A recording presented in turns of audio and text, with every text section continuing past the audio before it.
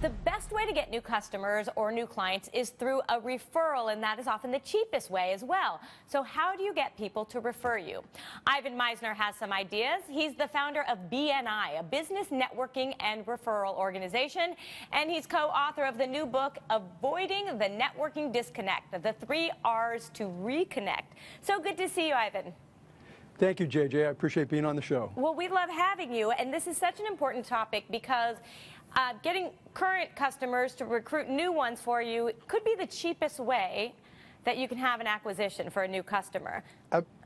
Absolutely. It's the most inexpensive form of advertising is word of mouth and referrals, no doubt about it. Okay, so let's figure out how you get people to do it. I mean, I know for some products, I use them and I just love them so much, I'm automatically talking about them.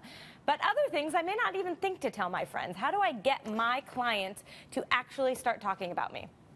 Well, you're absolutely right. We often don't talk about the products that we love.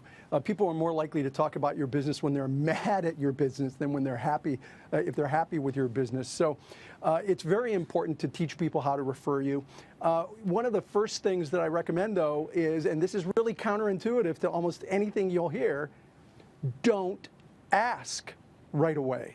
What tends to happen is people will meet someone and they'll go, "Hi, my name's Ivan. Maybe we can do business or you can refer other people to me." It's a huge mistake to do that.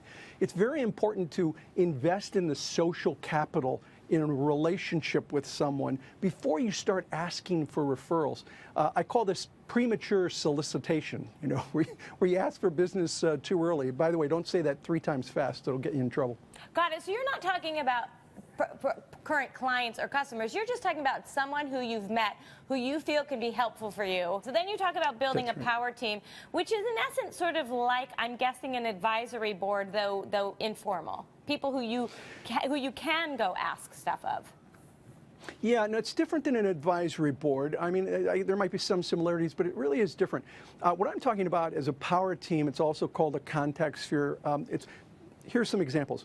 A lawyer, a banker, a financial planner, and a banker, a financial planner and a CPA. You put those 4 or 5 people in a room for an hour, they're going to do business because they have clients that have similar needs. Here's my favorite one.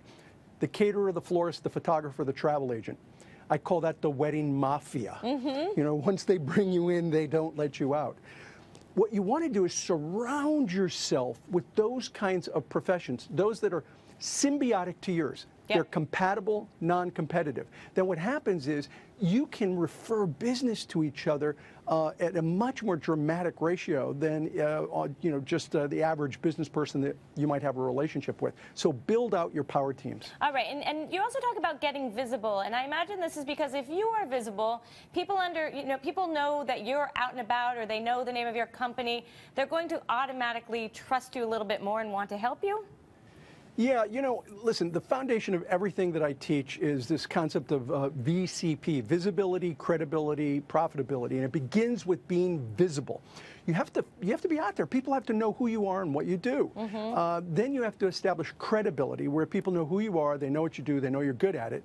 And then and only then can you get to profitability, where people know who you are, they know what you do, they know you're good at it, and they're willing to give you referrals on an ongoing reciprocal basis. But it begins with visible. Networking is a contact sport. You got to get out there. Well, and to your point, it's contact sport. You should give referrals for other people. Don't just always expect people to do stuff for you.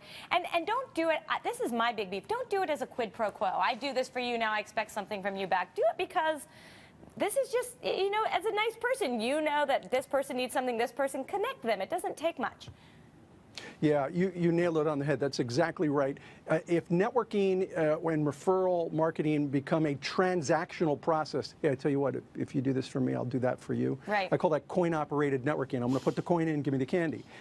If you do it like that, it's all wrong.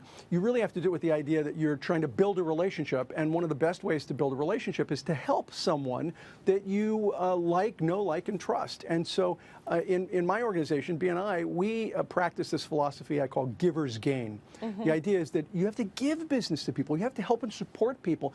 You have to have a relational process. If you do that, you're going to get business in return. All right. Well, Ivan, thank you so much for coming on. And I mean, networking is so incredibly important. Referrals, you can't buy them. So it's great. Really appreciate you stopping by.